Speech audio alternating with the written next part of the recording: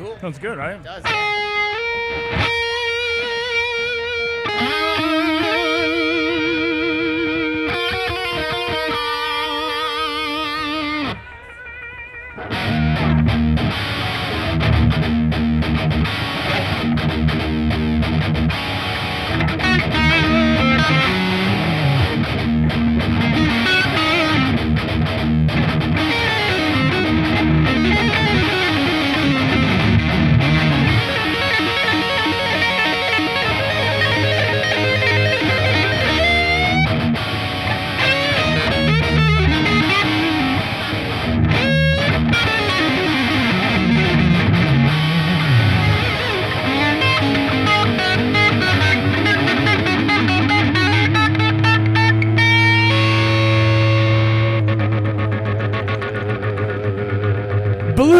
Rockfest, welcome to Defender of the Riff with Alex Skolnick. Let's hear it, man. Let's make some noise. All right. Yes.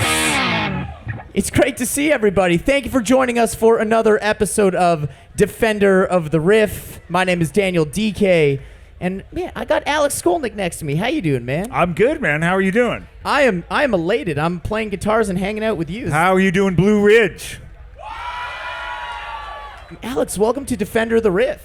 Thank you, Daniel. This is my Knotfest show where I get to break all the rules of normal interviews and talk about the things we really care about, like how we ended up sitting in a tent in 95 degrees playing guitars in the middle of Virginia, because it's a weird career path, isn't it? What else is there to talk about?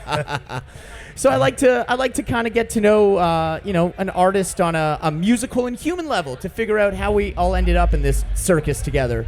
So I think the logical place with you is I kind of wonder about those earliest musical influences and memories. I know that you came from a very academic-driven home, both your parents being Yale graduates, and sometimes when a household is very academic based, sometimes music is a frowned upon activity, or not what you're pushed towards. I'm curious about your upbringing and what the musical influences were for you, and whether there was a lot of tunes in the home. Yeah, well, I come from a purely non-musical background. My father was a sociologist, mother a psychologist. Super serious. Yeah, music was the last thing anybody was expected to do for a career. But I think that inspired me to do it more. It was one thing that my folks would hover over me a lot with schoolwork and anything academic. Music, they knew nothing about that. Right. I never got told, you're not tuning the guitar right, or your timing is off, or nothing. Right. So it was something I could pursue where I wasn't going to be hovered over and told how to do it.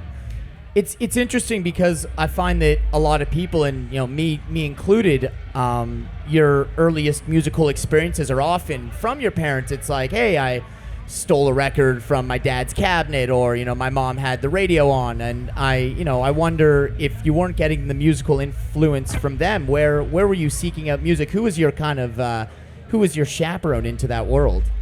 Well, I think by the time I was growing up, I was a kid of the late 70s, early 80s. We didn't have the internet, we didn't have TikTok or YouTube, but by that time everybody had a TV, obviously. Yeah. Most people had cable TV. Pop culture was everywhere, so you could not help but be affected by pop culture. And just from songs I would hear in pop culture, I started getting interested in music. Back when music was ubiquitous, just constantly everywhere, all around you, and so like television shows and movies. Right. Like this sound right here. This is one of the first things I remember that got me excited about music. The spy chord. Yeah. Or the this type of riff, like.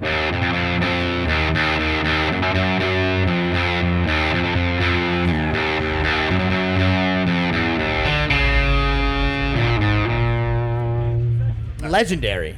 Yeah, and I remember figuring that out on this cheap classical guitar that was found at a garage sale. But I was able to play it down at the bridge. I quickly realized, if you play down here, it has this tone. Right. And I figured that out on my own. Nobody showed that to me. And then I started figuring out other riffs like.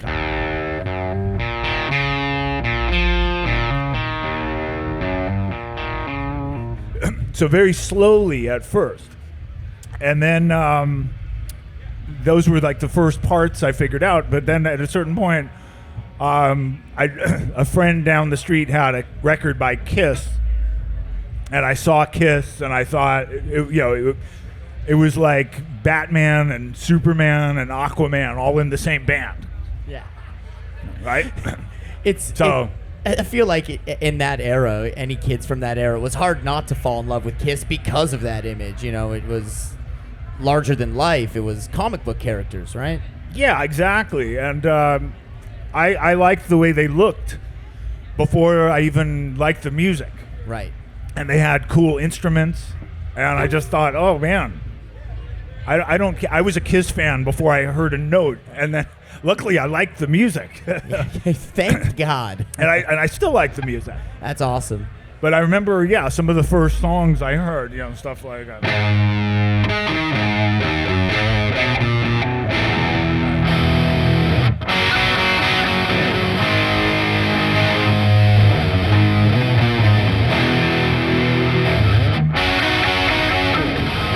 The best. Great example. The best. So by age 15, you're already like ready to join bands, which is pretty young to be proficient enough to be playing, especially in a metal band. Were there lessons along the way in the early days, or were you really just teaching yourself riffs and kind of rolling with it? Well, I started. A few things happened. So in the early '80s. Now, Van Halen had been around for a while. Cool. But I wasn't hip to Van Halen, but I had an older brother who played in some local bands. He played bass, and he jumped from style to style. He liked Gary Newman and Kraftwerk and stuff like that. But at some point, he started playing with these hard rock guys. And the guitarist, his name was Danny Gill. He was like the first guy in the neighborhood that could do the Van Halen stuff. So I saw this guy, playing all this. Right. And seeing it in person just blew my mind. I think I saw this guy playing Van Halen before I even had actually heard Van Halen. That's awesome. And then when I heard the real thing, it was like, okay, wow. I want to do that. I need to be a lead guitarist. That's awesome. Up until then, I was just going to sing and maybe play a little bit of guitar. Then at that point on, it was like, okay, I want to be a virtuoso musician that does lead guitar. And so you had a few guys in town that could do that stuff. And I took lessons from this guy, Danny Gill. And I took lessons from a couple other guys. And at some point, I felt like I was catching up to them, and I wanted to study with their teacher. And the guys in the neighborhood had all studied with a guitar player named Joe. I didn't know anything about him. I just knew he's an Italian guy. His name's Joe, and he's a very serious musician. If you don't do your homework, he'll fire you as a student. And of course, that was Joe Satriani. Of course. And years later, everybody knows who that is. But at the time, he was this local legend. So I studied with him for a couple of years, and that obviously had a huge impact. That's awesome. You were getting lessons from Satch before he was Satch. That's right. Yeah. That's super cool. Right around the time. It was right around the time people started to find out about him. That's super cool. Yeah. Now, do you think that your desire to use the word virtuoso, do you think that kind of like desire and drive could somehow be, drawn back to your parents and having a serious academic household, that you didn't just want to take music as a hobby? If you're going to do something, you're going to become a PhD at it. Do you think that there was that kind of, is it fair to draw that kind of connection? Well, I think that was part of it. As I mentioned, I have this older brother who played, and he played bass. He had started on guitar. he switched to bass because the bass had less strings. It was easier. And he was constantly coming up with gimmicks for a band. And, I say this respectfully, but, this is where he was coming from. So he wasn't he didn't want to work hard. Right. So when I got my guitar finally, I was determined I'm going to be a musician that works hard. I didn't know where it would lead. I'm going to work hard, and I'm going to be better than my brother. Yeah, exactly. Nothing like you got to start somewhere. Hey, man, a sibling rivalry is sometimes, the fire you need to light under your ass to get it done. Absolutely. So when Legacy, when you guys start jamming, that's like you're 15. Like you're like a kid. Your chops developed at a very young age. Like you clearly took to the instrument right off the bat. Yeah, it wasn't like today where you have 8-year-old kids on YouTube oh my God. that can play Steve Vai solos note for note. At that time, not a lot of kids played guitar, or if they were in high school, maybe they were starting guitar. But by that point, I'd already played since I was 10, and I'd gone to local shows. Mm-hmm. So I had seen Exodus. Exodus was this band that already had some notoriety. Metallica was already on their first record, and they were starting to take off like a rocket ship. Right. So I saw one of the first Metallica shows. I saw the first Slayer show, the first time they ever played in Berkeley, California. That's awesome. And getting exposed to all this early on, it was like something was telling me, even though that was different than the virtuoso stuff I was listening to. I was listening to, obviously, Satriani. He had one record out at that time, Not of This Earth. I was listening to Randy Rhoads, Eddie Van Halen. But hearing these bands like Slayer and Exodus, something told me, okay, this is what's happening. This is in the San Francisco Bay Area. It felt like the right place at the right time to do that kind of music. And Testament was this brand new band that needed a guitar player. So somebody recommended me, and here we are all these years later. So, and obviously when you're part of a scene that's that fresh and that exciting, and you're saying you're at the first Slayer shows, you're the earliest Metallica shows, all these things, it's easy to get into that because you're part of it. It's something very exciting. And you would continue to do that and be a vital part of that scene, a forefather of that early thrash scene. But in the 90s, something really interesting happens. You decide to leave what you were doing and pursue other musical flavors. You move to the other coast. You left the Bay Area. You go to New York. We're talking about Kiss. We're talking about Randy Rhoads. Tell me about how you got into a completely other type of music. Yeah, well, I was still growing as a musician. I was so young. So the first Testament record came out, I was 18. That's called The Legacy. Literally 5 years later was the last record I did with them during that period. This was a time when bands were under pressure to do an album a year, which is very hard to do. That's why no one does it anymore. Yeah. And there's touring, and it can really get to people's heads. And so I think after like several years of that, it got to be a little bit much. Everybody was dealing with it in different ways. I was exploring lots of different types of music, and I eventually ended up in New York getting a degree in music from the New School, and studying with jazz masters. And I wanted to learn how to play with a piano player, how to play with a saxophone player, how to write a chart.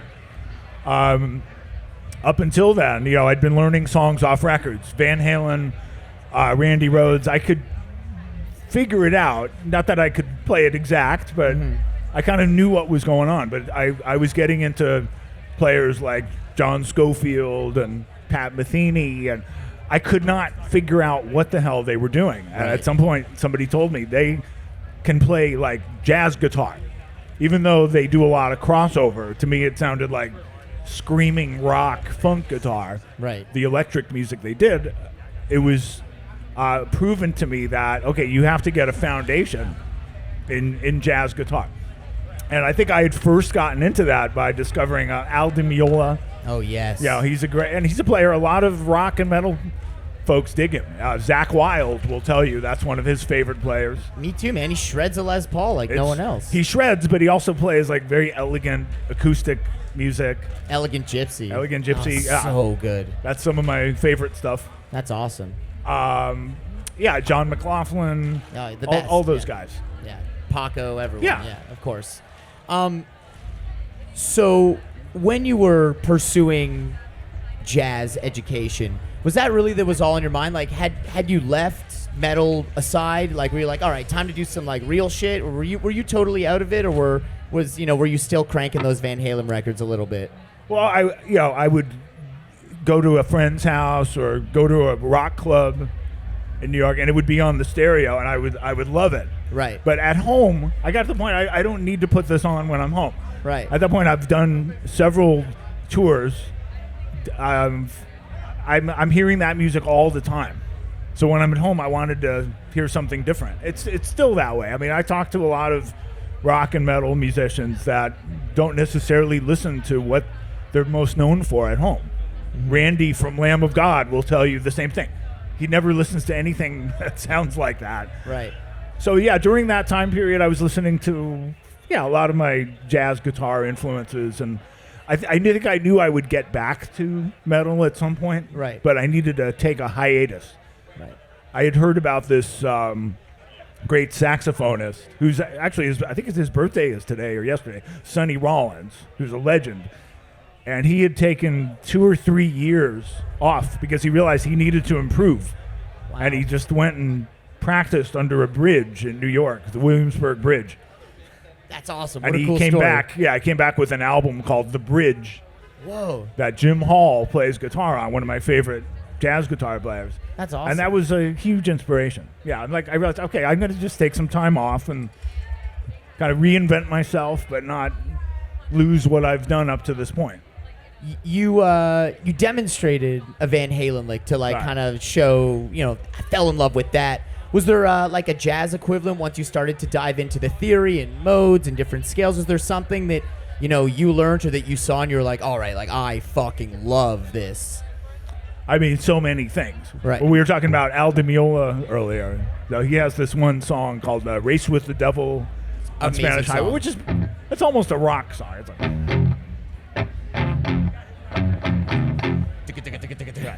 with congas. Yeah.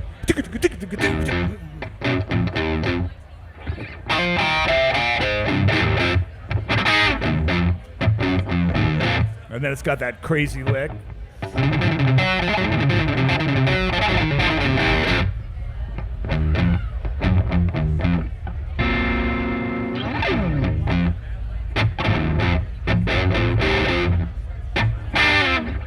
Anyway, I think kind that- of need a band to play that song. Yeah, you just need percussion. I think that's my favorite Al Di Meola record. It already came up, Elegant Gypsy. That one's so good, man. Well, it's an insane record, right? It's nuts. And it's, John McLaughlin's on that one, right? He's on the original recordings of Mediterranean Sundance. Is Actually, that's Paco de Is it- Lucia. Paco's on that one? Yeah. That one's got crazy licks in it, man. Yeah, so that's that's another one. Maybe I get this clean.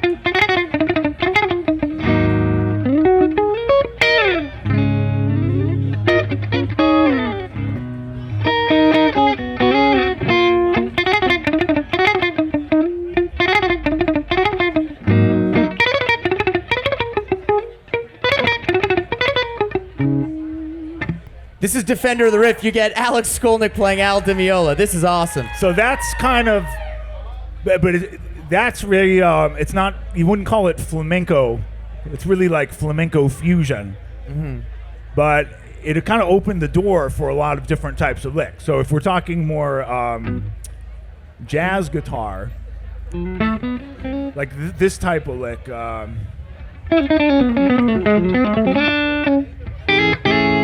these types of chords.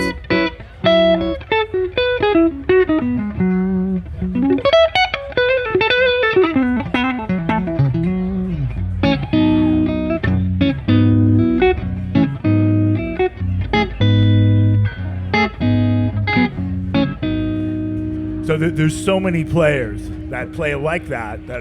Oh, another one I should mention, George Benson. But yes.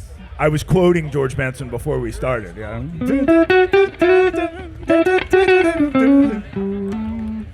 But before George Benson was singing, he was doing these soul jazz records in the 1960s that are just insane.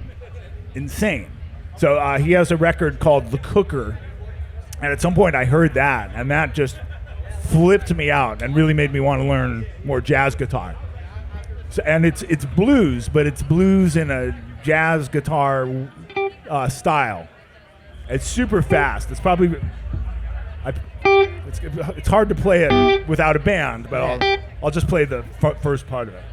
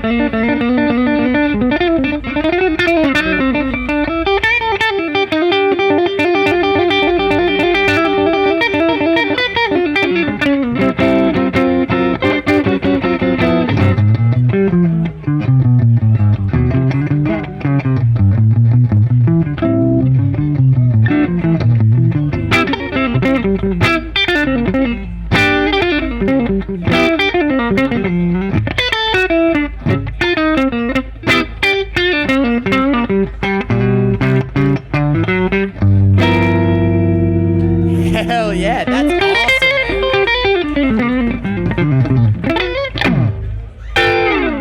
Dude, that's rad. And like, even I think it's so cool because obviously I've never dove headfirst into jazz the way you do. I don't have the ear for it. But when you play stuff like that, it's incredibly relatable as a rock player. Like that's fast, that's heavy. Exactly. It's intricate, it's cool, man. Exactly. I mean, everybody, when you hear the term jazz guitar, Right. it's such a loaded term, right? Right. Because like, what does it even mean? Right. It's like, what does rock and roll mean? Like, Right. rock and roll might mean this, right? Or it might mean, some of these Sabbath, Metallica riffs Sure, we're playing. it's like- right? Yeah.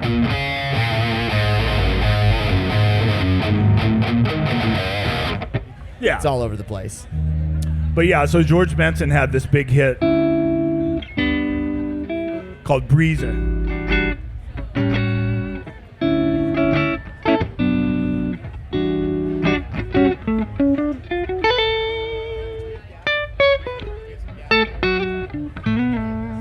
And it's nice. It's fine. But that might be what someone considers more jazz guitar, as you say, right? Yeah, and it would probably, there's a lot of rock and roll and heavy metal fans. I probably couldn't get them into jazz guitar with that. Right. But I play some of that earlier George Benson stuff. Yeah, everybody is on board. All of a sudden, Van Halen is off the turntable, and it's like, hey, got any more of that George Benson lying around, man? That rules. Oh, yeah. So, yeah, I spent a lot of time learning the George Benson stuff, and also another guy, Pat Martino. He's a little less of a household name. We never really had a crossover hit. Okay. Amazing. I mean, there's so many names. Of Jim course. Hall. So it was this whole world of like unbelievably cool guitar. But that was different. Right. It's really, interesting to me that, you got so into the educational side of it and becoming a virtuoso and studying all these rad players. And then, as you said, like, it always comes back to the metal. You do end up coming back to metal. Like, you're in your Absolutely. second coming of Testament, if you will. And, you're Yeah. back playing as heavy and as fast as you The ever were. resurrection. The resurrection of Testament, and you're playing as fast, as heavy as you ever were. But, I know that you are like an absolute gigger, man. You are constantly doing stuff. You've got a trio. You're jamming with Stewie Ham. You're collabing with violinists, world music albums. Like, you got like the whole smorgasbord. And, a lot of people get comfortable in this world. They're like, well, I'm in a internationally acclaimed touring band. I don't need to do anything else for guitar. That's my guitar output. But not you, man. You spend your weekends in jazz clubs jamming around New York. I mean, that's, and it's fine if if you're comfortable just Right. doing one style of music. There have been times I wished that was the case. It would actually be a lot easier if I could just play my thrash metal, be happy with just that. The problem is I'm kind of creatively restless.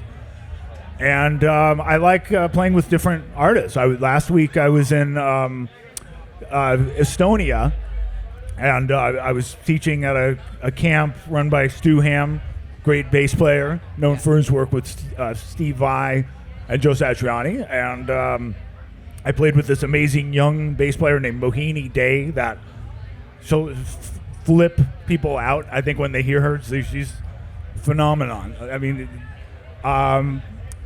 And then next month I have shows with Percy Jones.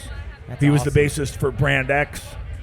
We have a project together. I'm in more projects than I can count. And then today we're hanging out with our friend Andrea, who I've played with, who's playing. Andrea. Andrea's over there. She's playing for Struggle Jennings and plays pedal steel and violin. But we know each other because we've crossed paths and we've played, and just to have this experience of playing with great musicians like this and the other names we mentioned, it's so fun. It and I is. try to tell people, you don't need to limit yourself to just this. I mean, you are really good at that, though. Yeah, I know. I like doing that, and I'll be doing that tonight. But there's more than just that. You don't, snub any opportunity. I really like that you truly are in it because it's obvious you love playing. Yeah, I mean, I think if I wasn't here and semi-well-known and known in the guitar community, it wouldn't matter. Right. Like, I would still be playing clubs or coffee houses or whatever. I'm going to play no matter what. But I'm thankful that, I get to play these occasional big shows and people seem interested in what I'm doing. Man, of course they're interested, dude. You're Alex Skolnick. You're a real guitar hero, man. You've seen it all. You were there during the most important era of my favorite genre, and watching, dude, everything you do. It's obvious you put passion into it, and incredibly modest for what you've done. Yeah, I'm still the same person, and Yeah. I'm still curious. I'm still musically. I'm always working on stuff, and all of my favorite musicians, by the way, they're still studying. Yeah, you don't reach a point where it's like, okay, I've done it all. I don't need to practice anymore. As soon as you start thinking that, then then you've got problems. You hear that, everybody? You're never done studying. There's Yeah. always something else to learn. Keep practicing. Keep practicing. Well, Alex, I appreciate you giving me so much of your time. This has been an awesome hang. Absolutely. Guys, I cannot stress to you, one of the coolest dudes I know. Read his book, learn more about him, check out everything he's done. Dude, Alex, you're the man. And I'll be on stage tonight, stage 4. Stage 4 with a little band Testament. called Testament. Guys, Alex Skolnick. Thank you. Appreciate you hanging for Defender of the Riff.